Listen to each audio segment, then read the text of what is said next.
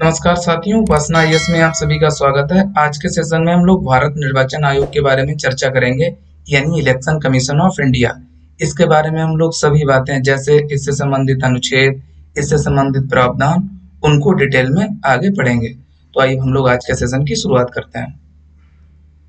तो सबसे पहले हम लोग जानते हैं निर्वाचन आयोग क्या है। इसमें पहला पॉइंट है भारत निर्वाचन आयोग, जिसे चुनाव आयोग के नाम से भी जाना जाता है, एक स्थायी व स्वायत्त संवैधानिक निकाय है जो भारत में संघ और राज्य चुनाव प्रक्रियाओं का संचालन करता है। सेकंड पॉइंट है ये देश में लोकसभा, राज्यसभा, राज्य विधानसभाओं, राष्ट्रपति और उपराष्ट्रपति के चुनाव का संचालन करता है। थर्ड पॉइंट है ये एक अखिल भारतीय संस्था है क्योंकि ये केंद्र व राज्य सरकारों दोनों के लिए समान है। अगला अगला है इसमें इसकी संरचना यानी स्ट्रक्चर। तो ये हम लोग जानते हैं इससे जुड़े हुए पॉइंट। पहला है निर्वाचन आयोग में मूलतः केवल एक चुनाव आयुक्त का प्रावधान था, लेकिन राष्ट्रपति की एक अधिसूचना के जरिए 16 अक्टूबर 1989 को इसे 3 सदस्यीय बना दिया गया, यानी बहुसदस्यीय आयोग बना दिया गया। सेकंड पॉइंट, इसके बाद कुछ समय के लिए इसे एक सदस्यीय आयोग बना दिया गया और 1 अक्टूबर 1993 को इसका 3 सदस्यीय आयोग वाला स्वरूप फिर से बहाल कर दिया गया। तब से निर्वाचन आयोग में एक मुख्य चुनाव आयुक्त और 2 चुनाव आयुक्त होते हैं। थर्ड पॉइंट, निर्वाचन आयोग का सचिवालय नई दिल्ली में स्थित है। फोर्थ, मुख्य निर्वाचन अधिकारी आईएएस रैंक का अधिकारी होता है जिसकी नियुक्ति राष्ट्रपति द्वारा की जाती है तथा अन्य चुनाव आयुक्तों की नियुक्ति भी राष्ट्रपति ही करता है। पांचवा पॉइंट, इनका कार्यकाल 6 वर्ष या 65 वर्ष की आयु दोनों में से जो भी पहले हो तक होता है। उन्हें कार्यकाल समाप्त होने से पूर्व भी हटाया जा सकता है।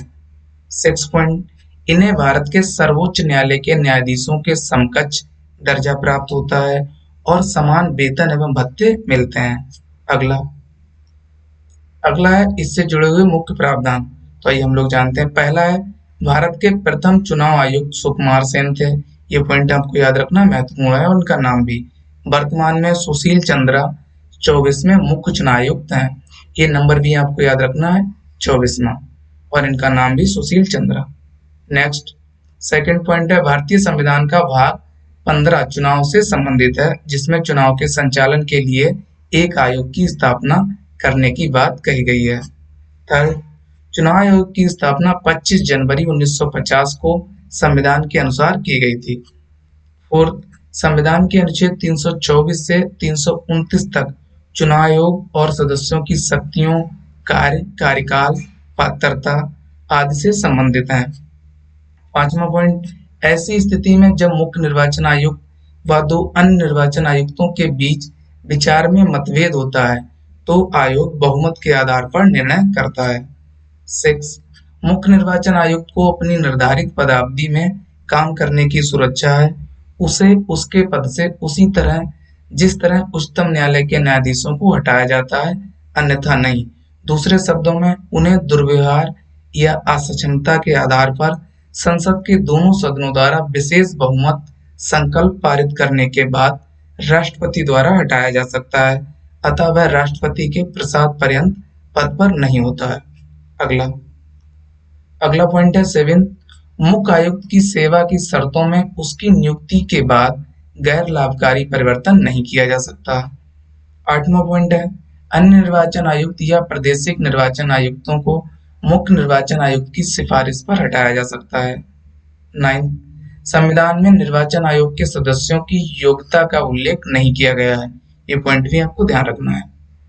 अगला है संविधान में इनके सेवानिवृत्त होने के बाद सरकार द्वारा अन्य दूसरी नियुक्तियों पर रोक नहीं लगाई गई है।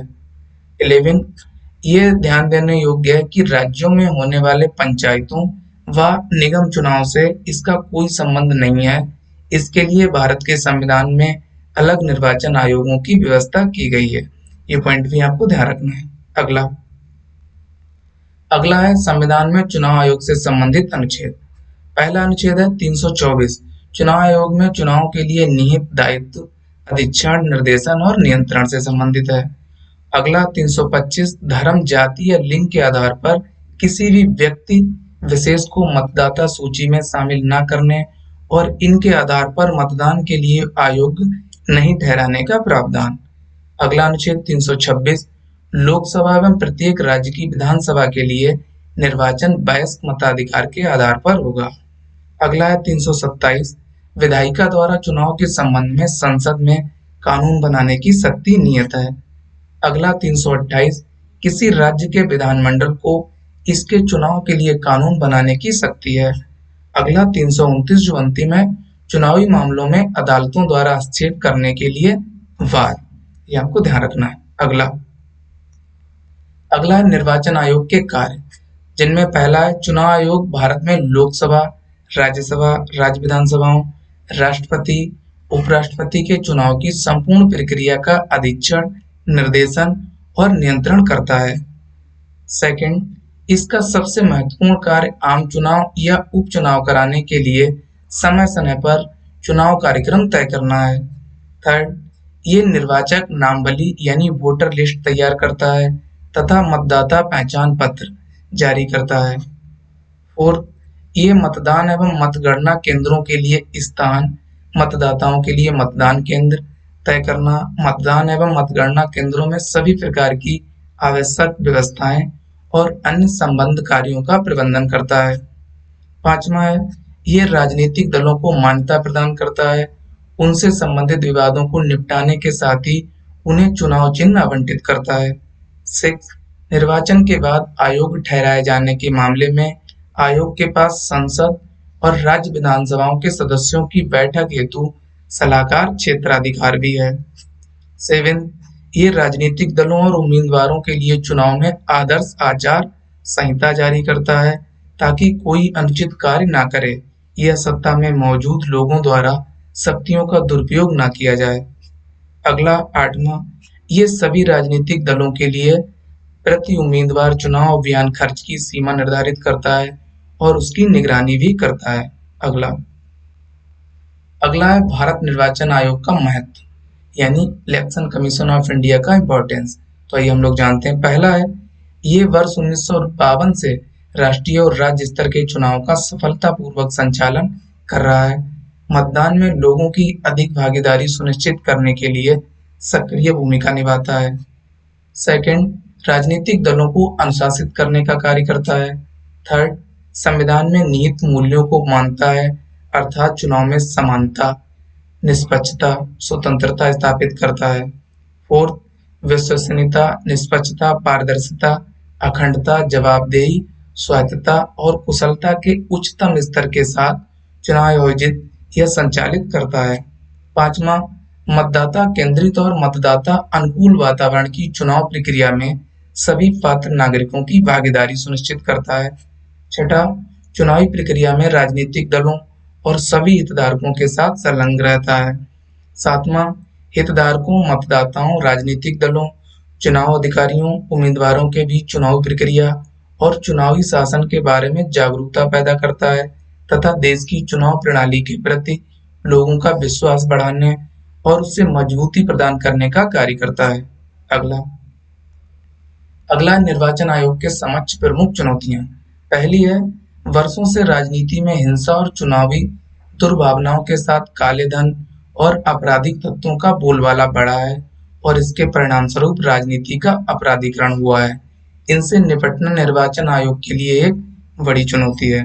सेकंड, राज्यों की सरकारों द्वारा सत्ता का बड़े पैमाने पर दुरुपयोग किया जाता है, जिसके तहत कई बार चुनाव से पहले बड़े पैमाने पर प्रमुख पदों पर तैनात योग्य अधिकारियों का स्थानांतरण यानी ट्रांसफर कर दिया जाता है।